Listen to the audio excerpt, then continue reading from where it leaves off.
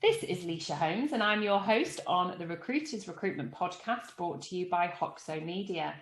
I'm so excited to introduce today's guest to you. I was connected to Charmaine through the Recruiter Awards last year, and I could not be more proud that she agreed to come on our show and talk about some really topical subjects, but ones that I know that she's particularly passionate about. So without further ado, welcome to our channels today, Charmaine Vincent, who is the CEO of Baltimore Consulting. Welcome to you.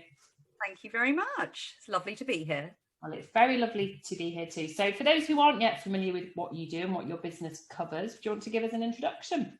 Yeah, of course. So I'm the owner and chief exec of a specialist public sector recruitment agency called Baltimore Consulting. We've been established 8 years now, largely interim recruitment that we specialise in, but it's within vulnerable subject areas. So we specialise in placing into areas such as special educational needs, school improvement, safeguarding vulnerable adults and children, and so on. So quite a niche area of the market, but yeah, 8 years on, and a success story to go with that, really. So yeah. Absolutely. And one of the main reasons I wanted to invite you on today is that obviously you are the epitome of a successful female leader. And I want to share with our audience, who are largely aspiring recruitment leaders and those that are potentially leading the future, what key events have there been in your life to allow you to achieve the ultimate goal, effectively, of running a business? Yeah, it's an interesting question, that one. I always believe it kind of splits into two areas for me. I think it's the story part, basically, and then it's the taking action part. So, I mean, we've all got unique, different journeys, haven't we? And typically speaking, your childhood shapes your future in some way, shape, or form. To what extent, I guess, is down to us. But I think the story part is the unique part for me. And I'll keep it short, don't worry. For me, I left home just before my 16th birthday. So I grew up with quite a volatile relationship with my stepdad. So consequently found myself living an adult life whilst I was still a child, if you like. So I moved in with my sister. Thank the Lord, she was an angel. She scooped me up. And I just started to follow in her footsteps, really. So I got a job with the same newspaper as she was working at.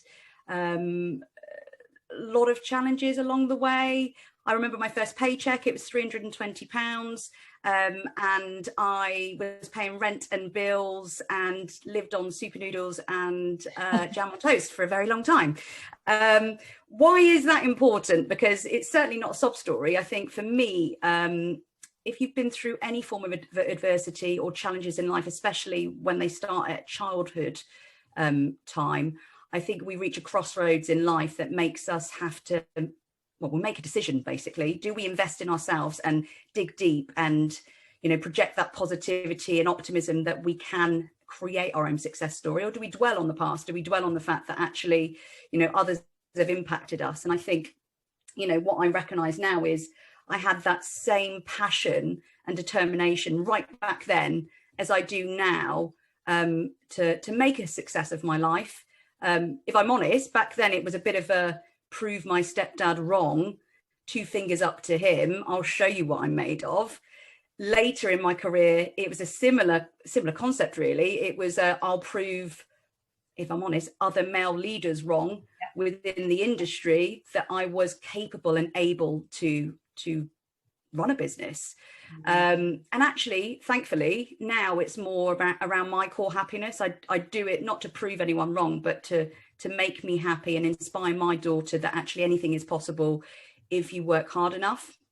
I also lost a best friend to brain cancer 11 years ago. And the reason it's a significant moment is I always remember at the time thinking to myself, she didn't have the gift of life. It was taken early from her. She had a business. She had the zest of life and so much ambition, and she didn't get that opportunity to live, to kind of see what life looks like. And I think from that moment for me, it was, I wanted to live my life, and it sounds ridiculous, for her as well. And actually it gave me that extra boost. there's lots of other events, like having my beautiful daughter who's nearly 6 years old, that certainly impact. But I think the story part, the history part is important. I think it's almost, it's where that ambition and that passion begins, and it shapes you, doesn't it? I think so, and I think that's the seed of Charmaine, isn't it? That 16-year-old girl, or just nearly 16-year-old girl. Yeah. I bet sometimes you have to stop and check yourself, because inside you can still feel her, but she can be more sophisticated in how she articulates or communicates. Oh, absolutely, yeah, absolutely. I love that. That's a key driver. You know, I think when you're hiring people and your future female leaders or male leaders, obviously, do you look for that fire in them? And is that something that you identify, that sort of core, I guess, vulnerability, but how they dealt with that? Oh, definitely. And I think it's, you know, vulnerability is a really important word, because I think throughout my career, and it's nearly 21 years now, which is bonkers, but throughout my career, I think that's the one thing I've not been afraid of, is showing vulnerability. And when hiring, we hire against our core values. So it's really important to me, you know, when you're looking at honesty and passion and family and all these things that mean something, not just to me as a person, but to us as a business. When we're doing that competency interview, it's not just about, you know, how long have you been in recruitment? What was your last job? How much did you bill? Yeah, okay, they are all really important criteria that we need to understand from a capability perspective. But actually, are we the right fit for you? You know, are you aligned with our core values? What type of person are you? Are you that emotive person? Can you connect with our clients and our candidates? And will you show your authentic self? And I think that's really, really important. So yeah, you're right. I think it feeds through, doesn't it, in terms of the way you run your business as well. Yeah, and what could have been a very negative experience for you, you clearly sort of channeled, and I think that's where we share a connectivity, which we've talked about off camera. And I think, you know, there's definitely some key areas, and you know, that sort of story and testament about your best friend. I mean, gosh, to live vicariously, you know, through you, you know, she'd be so proud of you, wouldn't she? And I think that's a wonderful thing, that you've taken again what was a really tragic thing and made it into a positive thing. And I think becoming a parent, oh gosh, yeah, you channel your energies in a different way, and maybe that was the moment where you just thought, right, this is where I'm really, you know, going to sort of propel my career. You know what, it's funny, because a couple of my staff are now pregnant, and they're having sort of mini meltdowns, bless them, like, oh my god, life, what do I do, what about my career? And I'm like, just take a breath. Like, listen, when I fell pregnant, it was only a couple of years into starting the business, and my initial thoughts were, well, this is really bad timing. What the hell am I going to do? You know, how am I supposed to run a business and be a mother? And the reality is, actually, she gave me a whole new purpose. You know, I've probably never worked harder than what I do now. And I do that not just for me, for her future, to show that actually you can be a successful leader, business owner and mother, and not have to compromise. You and I spoke a second ago, and the guilt does always creep in. You know, it's almost impossible to strike the right balance. But if you're doing it for the right reasons, then you've got to stay strong with that, and know that actually, you know, your children will grow up to appreciate why you're doing it and the value in that as well. And I think the why, as long as you can communicate that to your children, you've got to kind of almost box up that guilt.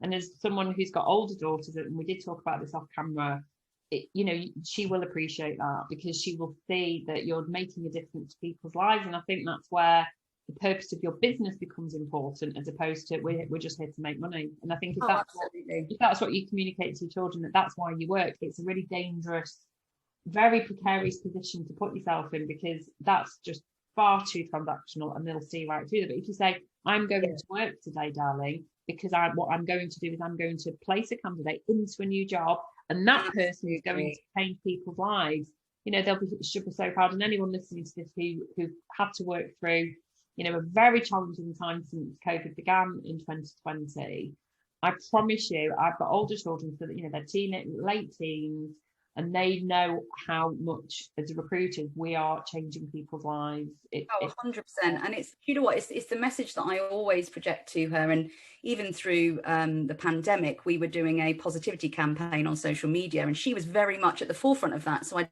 send in lots of videos of her and make sure that she understood the power of kindness and the difference that it makes. And even at Christmas time, we took some some sort of goodie bags to the homeless shelter, and she helped me pack them.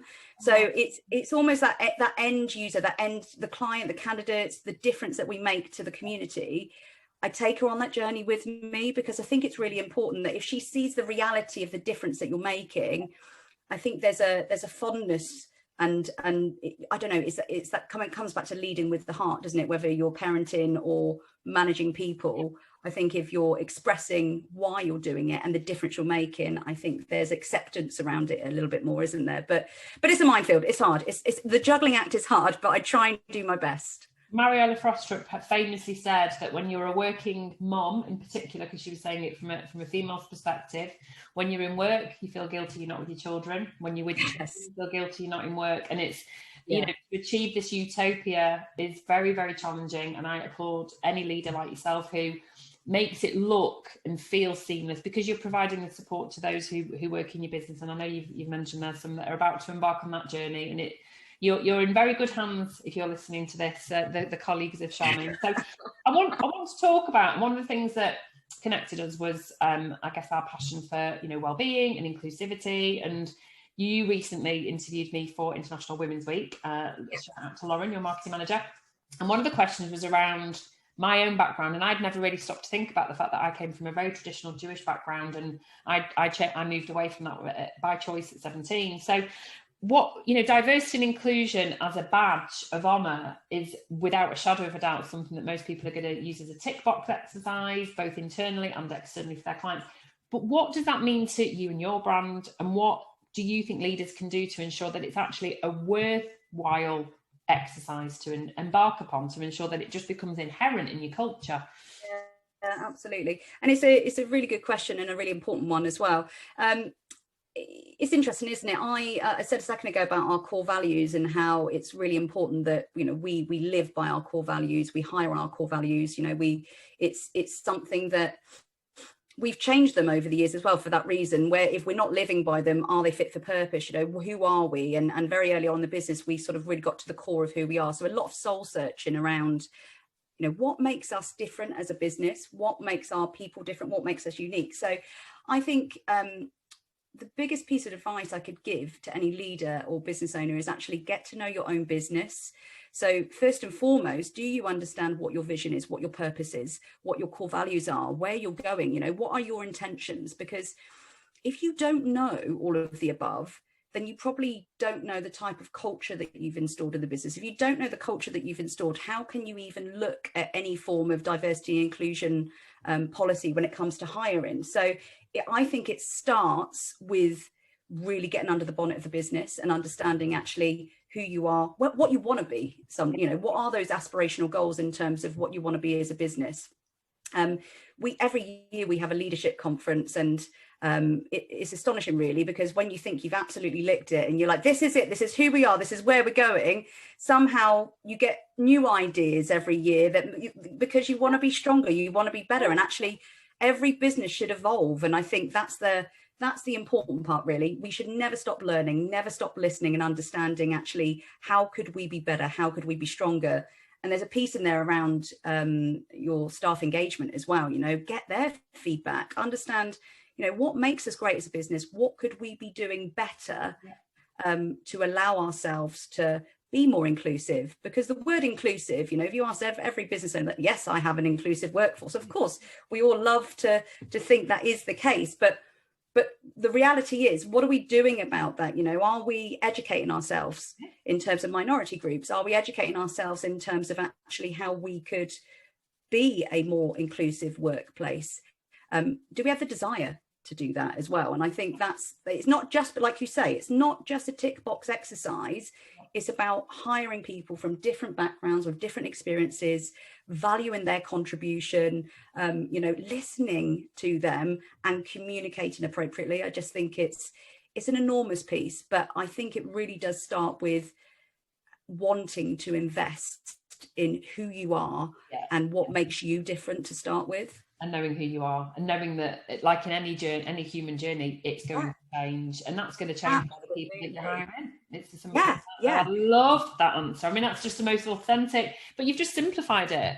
You know, Yeah. for me, you just created and I imagine that for more scalable businesses, it will become much harder for that to cascade down. But that's why that in your senior leadership team, if you're listening to this and you have got a global business with lots of different, divisions, etc., you can still make that, what Charmaine has said there, apply, because you would just make sure that each member of your senior leadership team really believes it too. Absolutely. And you know what? I think the big thing is understanding what the business needs. So what skills do you need? What are you looking for? And then actually when you understand that, you're going to have a fair, inclusive process regardless, aren't you? So you're going to go out and hire the best people per se, not because of their gender, it's ultimately going to be because they've got the right skill set. Or they align with those core values. So I think it's really important to just get to know yourself and get to know your business. Without a shadow of a doubt. Now, one final thing before we finish is I want to talk about, you obviously are a very busy lady, juggling incredibly successful business, running a home, yourself as an individual.